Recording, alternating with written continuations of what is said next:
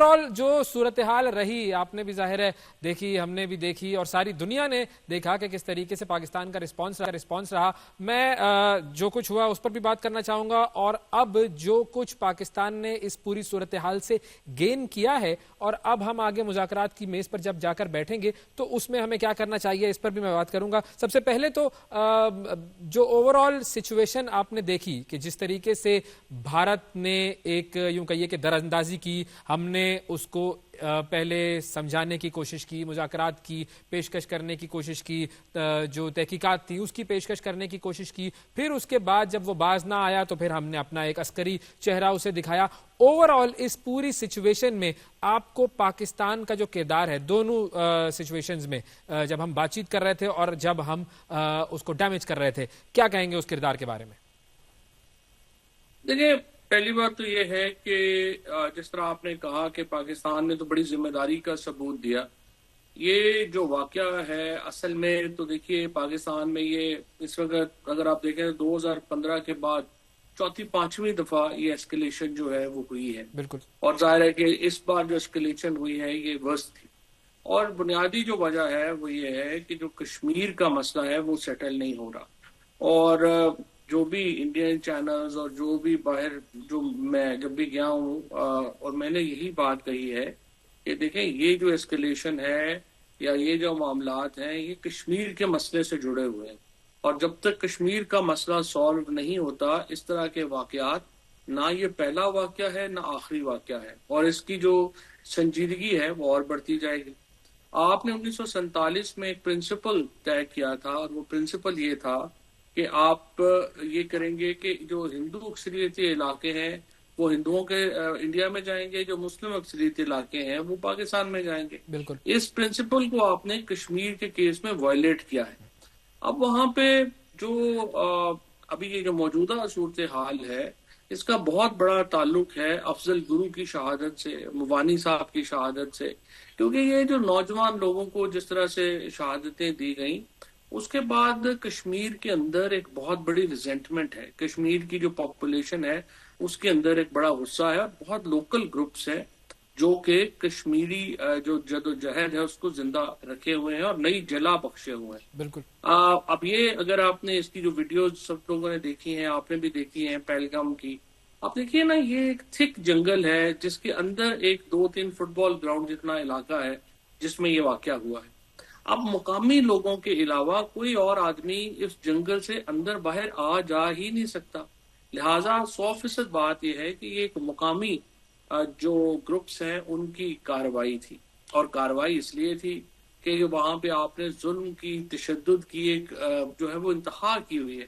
آبادی کو آپ نے جو ہے وہ نہ وہاں عدالتیں آزاد ہیں، نہ وہاں پہ قانون ہے، نہ کچھ ہے، تو یہ اس کی وجہ سے پاپولیشن ارپٹ ہو جاتی ہے. اب آپ اس کا الزام پاکستان پہ لگا رہے ہیں. جی. پاکستان نے جو سب سے بڑی آئی تھنک جو عقلمندانہ بات کی وہ یہی کی جو آپ نے جوائنٹ انویسٹیگیشن کے آفر کر دی ساتھ ہی. اس سے پوری دنیا جو ہے وہ ایک دم انہیں ریئلائز ہوا کہ پاکستان تو آنےسٹ ہے اپنی بات میں، اور وہ تو کہہ رہا ہے جوائنٹ انویسٹیگیشن کر لیں، انڈیا نہیں مان رہا. ان دا مین ٹائم ہندوستان کے اندر جو صورتحال بنی ہوئی ہے، جس طرح سے ایک جو کٹر پنتھی ہندو ہیں یا ہندو مہا سبھا ہے، ایکسٹریمسٹ ہندو، انہوں نے نریندر مودی کو چونکہ گھیرا ہوا ہے، خود بھی وہ اسی قبیل سے تعلق رکھتے ہیں، تو انہوں نے اس معاملے کو کہا کہ ہم پاکستان سے جنگ کریں گے اور یہ کر دیں گے اور وہ کر دیں گے. میرا یہ خیال ہے کہ نریندر مودی نے بہت بڑی مس کیلکولیشن کی اپنے آپ کو اس علاقے کا اسرائیل سمجھ کے. انہیں یہ لگا کہ میں تو اسرائیل ہوں اس علاقے کا، مجھ سے کون پوچھے گا کہ میں نے کیا کیا ہے. تو سب سے پہلے جب انہوں نے ساؤتھ بلاک میں 100 اپنے ایمبیسڈرز جمع کیے تو پہلا سوال یہی کیا گیا جناب کہ آپ کہہ تو رہے ہیں پاکستان نے کیا، لیکن ثبوت کیا ہے؟ ثبوت کوئی نہیں تھا. پھر اس کے بعد جب ایسکلیشن کے اوپر گئے تو تمام ممالک نے، G8 کے تمام ممالک نے، چائنا نے تو کیا ہی کیا، GCC نے، تمام نے جو ہے یہ کہا کہ اس کو آپ ڈی ایسکلیٹ کریں اور یہ آپ بالکل غلط کر رہے ہیں. اور اس کے بعد پھر بھی وہ باز نہ آیا تو آخری پانچ جو ہے وہ پھر ہماری ایئر فورس نے جو ہے وہ دیا، اور ایسا زبردست دیا کہ اب تک ان کو سمجھ نہیں آ رہی کہ انہوں نے کرنا کیا. اچھا، اب اس پوری صورتحال میں کیا مودی نے کچھ سیکھا ہوگا؟ کیونکہ اب کانگریس بھی اس سے ڈیمانڈ یہ کر رہی ہے کہ آپ اسمبلی میں آئیں اور جواب دیں اس پوری صورتحال کا. تو اس شخص کے اندر جو ایک اپنا یہ زوم تھا کہ میں اسرائیل بن جاؤں گا اس خطے کا، اس پوری مس ایڈونچر کے بعد اس کی کوئی لرننگ ہوئی ہوگی؟ دیکھیں نا، وہاں پہ تو مسئلہ یہ ہے کہ اس وقت ایک تو آج راہل گاندھی نے خط لکھا ہے جس میں انہوں نے کہا ہے کہ جوائنٹ سیشن کال کیا جائے اور پہلگام کا واقعہ جو ہے اس کے اوپر مکمل جو ہے وہ ڈیبیٹ ہونی چاہیے. یہ ایک ایسا معاملہ ہے جس کے اوپر نریندر مودی کو کافی ایک اندرونی کرٹیسزم جو ہے اس کا سامنا ہے، جس کی وجہ سے وہ اس کو اوائڈ کرنا چاہتے ہیں. دوسری طرف یہ ہے کہ اب سماج وادی پارٹی جو ہے اس نے بھی بڑا کرٹیسزم جو ہے وہ اپنا کیا ہے. اس وقت جو نریندر مودی کی حکومت ہے، میں آپ کو بتاؤں کہ یہ زیادہ عرصہ قائم نہیں رہ سکے گی. اس کی وجہ یہ ہے کہ اس کا جو تمام تر دار و مدار ہے وہ دو پارٹیوں کے اوپر ہے. ایک تو جو بہار سے نتن شرما کی پارٹی ہے، اور وہ اس کی جو ہے وہ نتن کمار جو ہے وہ ان کے ایک پارٹنر ہیں، اور پھر چندرا بابو نائیڈو جو ہے وہ تلگو دیشم سے ان کے جو ہے وہ پارٹنر ہیں. اور یہ دونوں پارٹیز جو ہیں یہ ایکسٹریمسٹ پارٹیز نہیں ہیں.